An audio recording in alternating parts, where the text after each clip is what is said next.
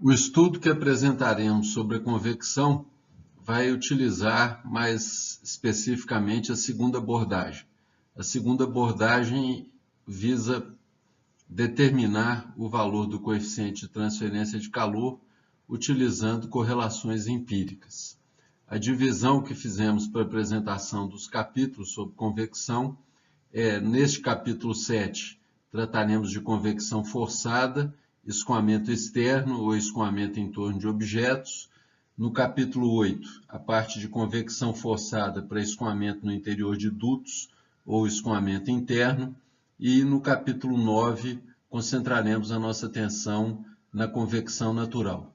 Em todos os casos, o foco será o de determinação do coeficiente de transferência de calor utilizando correlações empíricas que são apresentadas na literatura. Procuraremos também exemplificar alguns tipos de aparatos experimentais que podem ser construídos quando não encontramos os valores adequados na literatura e temos que determinar este valor de coeficiente de transferência de calor para uma situação específica de nosso interesse. Os objetivos desse capítulo 7, onde trataremos de convecção forçada e escoamento externo ou escoamento em torno de objetos, é o de inicialmente analisarmos alguns aspectos hidrodinâmicos e os crescimentos das camadas limites de escoamento e térmica. Nós consideraremos aqui três configurações de geometria: geometria plana, geometria cilíndrica e geometria esférica, e apresentar e utilizar, através de alguns exemplos, diferentes correlações empíricas que foram propostas e que são encontradas na literatura, tanto para situações onde temos escoamento laminar e turbulento, e nas diferentes geometrias que eu mencionei anteriormente. Aqui nós temos uma pequena lista dos pontos que eu julgo que são relevantes para utilizarmos e selecionarmos adequadamente as correlações para a estimativa do valor de coeficiente de transferência de calor. O primeiro ponto que temos que observar é se estamos lidando com situações de convecção forçada ou natural. O melhor critério aqui é identificarmos se o escoamento está sendo causado por um agente externo ou não. Se não há um agente externo, certamente estaremos lidando com uma situação de convecção natural. Se há esse agente externo, podemos ter situações de convecção forçada e ou situações de convecção combinada, onde temos um efeito tanto da indução do movimento pela variação de temperatura quanto pelo agente externo. Nesse caso, nós temos que caracterizar se a existência desse agente externo é de tal ordem que vai determinar o padrão de escoamento. Então, o primeiro ponto é analisar essas considerações, se estamos lidando com convecção forçada ou natural. A partir disso, nós vamos determinar se estamos lidando com o escoamento externo, aquele que está ocorrendo em torno de objetos, ou se é escoamento no interior de induto, escoamento interno, e verificarmos que tipo de geometria estamos lidando. Se é o escoamento externo em torno de um cilindro, se é escoamento interno num duto retangular, e a partir disso a gente direcionar a nossa pesquisa pelas correlações mais adequadas. Outro ponto também que vai depender da abordagem que estamos desenvolvendo é se estamos interessados num valor de H local, ou de coeficiente de transferência local ou médio. Eu destaquei aqui médio porque o foco das nossas apresentações serão no valor do coeficiente de transferência de calor médio ao longo do domínio e, logicamente, quando examinamos essas correlações, nós temos que sempre observar as faixas de validade para as quais elas foram desenvolvidas.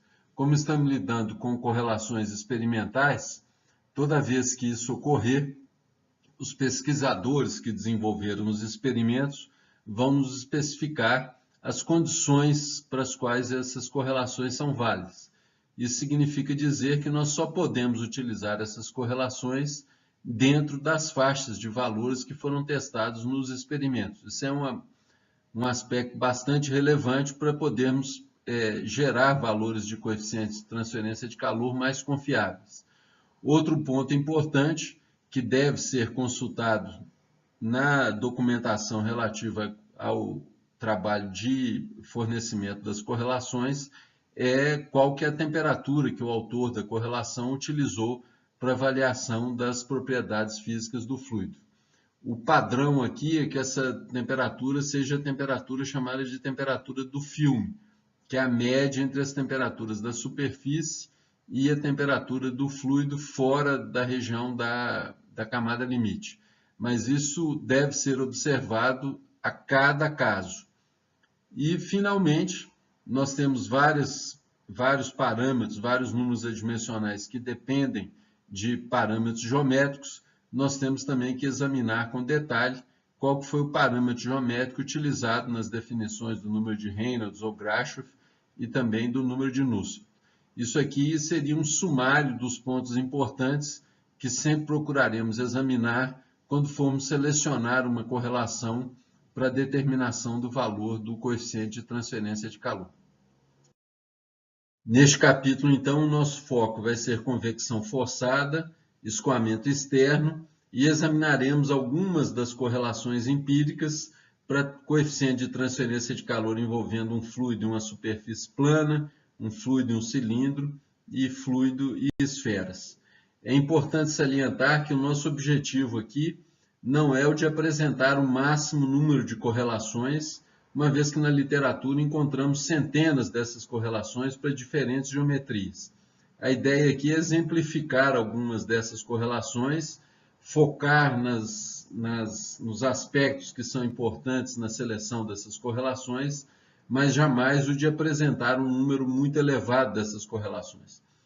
Há na literatura uma variedade muito grande. Os próprios livros que recomendamos como referências bibliográficas aqui para o nosso curso, eles vão apresentar um número maior de correlações do que apresentaremos aqui nesses vídeos.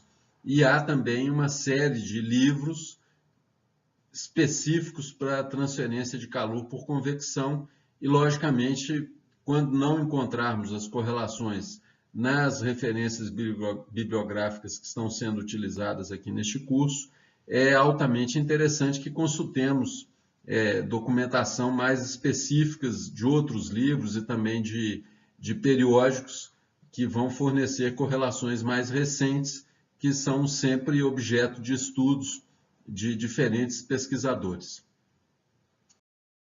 O caso de escoamento externo sobre superfícies planas que vamos analisar é a situação que está ilustrada aqui. Neste caso, temos um escoamento paralelo sobre uma superfície plana, uma placa plana. Então, temos o fluido se aproximando com uma velocidade U infinito e uma temperatura T infinito. Aqui está contemplada uma situação onde, sobre a placa, nós temos a transição de regime laminar para turbulento. O ponto onde essa transição vai ocorrer é indicado por uma posição chamada de X crítico. Esse X crítico é expresso em termos de comprimento e representaria exatamente a localidade onde vai ocorrer a transição de regime laminar para turbulento. Esse valor de X crítico ele é determinado também através de experimento.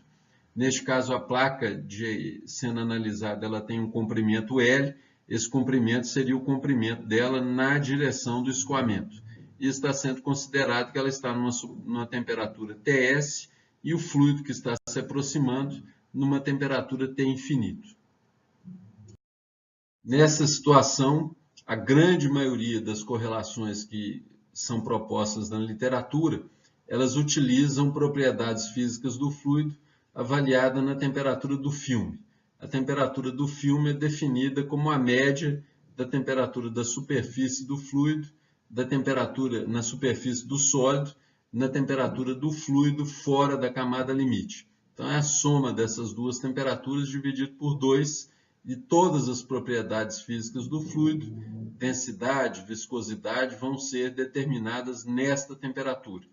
Quer dizer, todas as correlações, se não avisar nada de diferente, nós podemos determinar as propriedades do fluido nessa temperatura. Caso o autor utilize uma outra temperatura como referência, ele deve informar para que possamos, então, selecionar essa temperatura de forma adequada. Na região de escoamento laminar, sobre superfícies planas, a transição de laminar para turbulenta ela ocorre com um número de Reynolds da ordem de 5 vezes 10 a 5, de 500 mil. Então, através desse parâmetro aqui, toda vez que o número de Reynolds calculado usando o comprimento da placa for inferior a esse número, todo o escoamento sobre a superfície da placa vai ocorrer em regime laminar. Neste caso, as duas correlações, a Pranusselt local e a Pranusselt médio, são expressas conforme ilustrado aqui. Então, Pranusselt local, nós temos o valor de H numa dada posição x, o parâmetro geométrico para a determinação do número de Nusselt é o valor de x, que é a distância a partir do início da placa, condutividade térmica do fluido. Então, a correlação empírica fala que o valor de Nusselt local pode ser determinado utilizando essa expressão, ou seja, 0,332 vezes a raiz quadrada do Nusselt do Reynolds local, vezes o número de Prandtl elevado a 1/3. Essa correlação ela funciona, ela é adequada para valores de número de Prandtl superior a 0,6. Esses valores de Prandtl 0,6, 0,7 são números de Prandtl bem característicos, porque estão associados aos valores do número de Prandtl dos gases e da maioria dos líquidos. Líquidos como, por exemplo, água, óleos. A exceção importante para nós metalurgistas é que os metais líquidos, pelo fato de terem valores de condutividade térmica muito altos, eles vão apresentar valores de número de Prandtl bem mais baixos. E para metais líquidos, então, normalmente nós temos correlações empíricas específicas para determinação do valor de H. Se fizermos a integração dessa equação do Nusselt local, nós podemos determinar uma expressão para o valor de Nusselt médio, um valor médio até uma determinada posição x. Recomendo que vocês procedam a essa integração e verifiquem, então, esta expressão aqui de baixo sendo obtida a partir dessa correlação proposta para o Nusselt local. Então, se quisermos determinar um valor de Nusselt médio até uma determinada posição x, a correlação a ser utilizada é essa aqui de baixo. Então, a seleção vai se dar em função do objetivo ou da abordagem que estamos utilizando. Mais recentemente, foi proposta uma correlação empírica mais geral para determinação do coeficiente de transferência de calor ou para determinação do Nusselt local. Essa correlação ela é supostamente mais precisa do que as anteriores. Aqui eu coloquei o trecho do livro de onde eu tirei essa correlação, falando que ela tem uma acurácia de mais ou menos 1%, e o interessante é que ela é válida para toda a faixa de número de Prandtls, o que significa dizer que ela pode ser utilizada também para metais líquidos. Então, como está frisando aqui, ela se aplica a todos os fluidos. A limitação dela é que ela é específica para regiões onde temos escoamento laminar. Então, neste caso, a correlação é um pouco mais complexa, mas com computadores e com os recursos computacionais que temos hoje, isso não apresenta nenhuma dificuldade para avaliação desse coeficiente. E a grande vantagem é essa validade mais geral para todos os tipos de fluido e para toda a faixa de números de Prandtl. Para quando ultrapassamos o limite do número de Reynolds e começamos a ter escoamento turbulento, nós temos que adequar a nossa correlação, uma vez, como já vimos anteriormente, a espessura da camada limite e a turbulência elas interferem no valor do coeficiente de transferência de calor. Então, essa correlação ela ilustra como podemos determinar o valor de Nusselt local quando estamos lidando com regime turbulento, ou seja, em situações onde o Reynolds, calculado utilizando o comprimento da placa, é superior a 5 vezes 10 a 5. Então, a correlação já fala que o Nusselt local vai ser dado por 0,0296, Reynolds local elevado a 4/5, vezes o número de Prandtl elevado a 1/3. Essa correlação pode ser utilizada para valores de Prandtl entre 0,6 e 60. Nestes casos, quando estamos interessados em determinar o valor de Nusselt médio ao longo da placa, ao longo de um determinado comprimento, em situações onde temos escoamento turbulento, nós sempre vamos ter um trecho inicial laminar para depois alcançarmos a região de escoamento turbulento. Então, o valor de H médio ele deve ser obtido através de uma integração que vai ser dividida em duas etapas. Uma etapa, nós vamos integrar o H local para correlações de regime laminar, vamos integrar isso até o X crítico, que determinaria a posição onde vai ocorrer a transição de laminar para turbulento, e a partir desse ponto integrar a correlação para escoamento turbulento. Procedendo a essa integração, e eu recomendo que vocês façam isso para verificar o próximo slide, nós conseguimos determinar uma correlação que vai ser válida para a estimativa do valor de Nusselt médio, quando sobre a placa nós temos a transição de regime laminar para turbulento. O resultado, então, da integral que foi proposta no slide anterior fornece essa equação para o Nusselt médio. Ele vai ser calculado pelo produto deste parênteses, 0,037 Reynolds, calculado utilizando o comprimento da placa elevado a 4/5, menos 871, multiplicado por Prandtl elevado a 1/3.